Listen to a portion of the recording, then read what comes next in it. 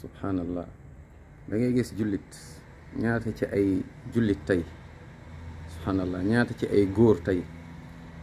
ñooy dégg as-salaatu xayru min an-nawm waaye duñu jóg subhanallah allahu akbar ñu woola ca jàq ja waaye jóguloo subhanallah waaye bu dee daw ngir wuti leneen yeneen programme nga jóg yàlla woola nga bañ. yonent bi sallallahu alayhi wa sallam day wax ci xadis boo xamante ni Buxaari ak Muslim ñoo ko génne rahmahumallah mu ne ñaari jullee ngi nii nee na bokk na ci julli yu gën a diis mooy ci naafeq du ko mën a julli mooy ci waxtu bi waaye rawatina nag ca jàq ja subhanallah naafeq du ko mën a julli ci waxtu bi waaye rawatina nag mooy jàq ja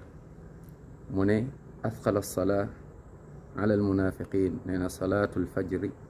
subhanallah wa salaatul isha moom mooy julli fajar ca jàq ja ak julli gee ca jàq ja subhanallah nee na walaw yaalamuuna maa fihima la atawhuma walaw bi hablin nee na buñ xamoon xéewal yi ci nekk subhanallah nee na waaye buñ xamoon tamit mooy lor yi nekk ci bañ a dem julli ji ci waxtoom ca jàq ja subhanallah ci waxtu yi waaye rawatina ñaar yi nee na buñ xamoon li ci ne de dinañ dem jàq ja donte ne dañuy raam ba yegg jàq ja wala donte dañuy jafandu ba yegg jàq ja allahu akbar julli suba ak julli fajar tey ñaata ci ay góor waaye ñaata ci ay jigéen tamit ñooy tëdd duñ julli tëdd ba naaj bi génn tëdd ba